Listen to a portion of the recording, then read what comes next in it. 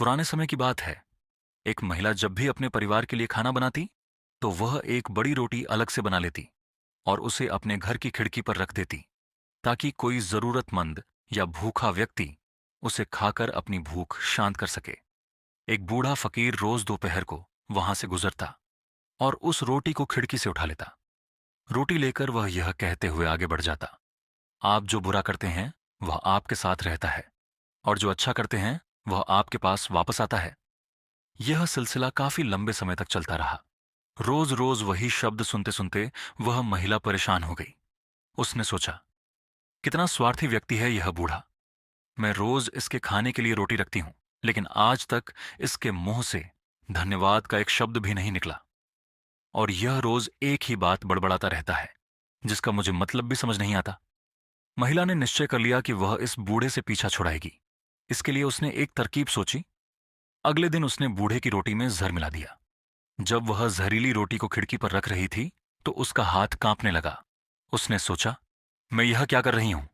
यह तो पाप है। यह सोचकर उसने वह रोटी उठा ली और चूल्हे में फेंक दी।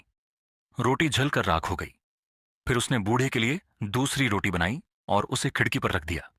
हमेशा की तरह बूढ़ा फकीर आया, रोटी उठाई और वही शब्द दोहराते हुए आगे बढ़ गया, आप जो बुरा करते हैं वह आपके साथ रहता है, और जो अच्छा करते हैं वह आपके पास वापस आता है। महिला के मन में चल रहे युद्ध से अनजान वह बूढ़ा अपने रास्ते पर आगे बढ़ गया। हर दिन जब वह महिला खिड़की पर रोटी रखती थी, तो अपने बेटे के लिए भी प्रार्थना किया करती थी, जो काम की तलाश में दूर के एक नगर में गया हुआ था। कई महीने गुजर गए, लेकिन उसे अपने बेटे की कोई खबर नहीं मिली। वह रोज उसकी सुरक्षित वापसी के लिए प्रार्थना किया करती थी। शाम को अचानक उसके दरवाजे पर दस्तक हुई। जैसे ही उसने दरवाजा खोला, वह अपने बेटे को दरवाजे पर खड़ा देखकर हैरान रह गई। वह बहुत दुबला पतला हो गया था। उसके कपड़े बुरी तरह फटे हुए थे। वह भूखा और कमजोर लग रहा था। जैसे ही उसने अपनी मां को देखा, वह बोला, मां, यह एक चमत्कार है कि मैं आज जीवित खड़ा हूं। जब मैं सिर्फ 1 मील दूर था, तो भूख के मारे मैं इतना कमजोर और व्याकुल था कि मैं चक्कर खाकर गिर पड़ा। मेरे अंदर एक कदम चलने की भी हिम्मत नहीं थी। मैं मर जाता। लेकिन तभी एक बूढ़ा फकीर वहां से गुजरा। मैंने उससे एक निवाला खाने के लिए मांगा, लेकिन उसने मुझे पूरी रोटी दे दी और कहा, मैं हर रोज सिर्फ यही एक रोटी खाता हूं, लेकिन आज मैं यह तुझे दूंगा, क्योंकि तेरी जरूरत मुझसे बड़ी है।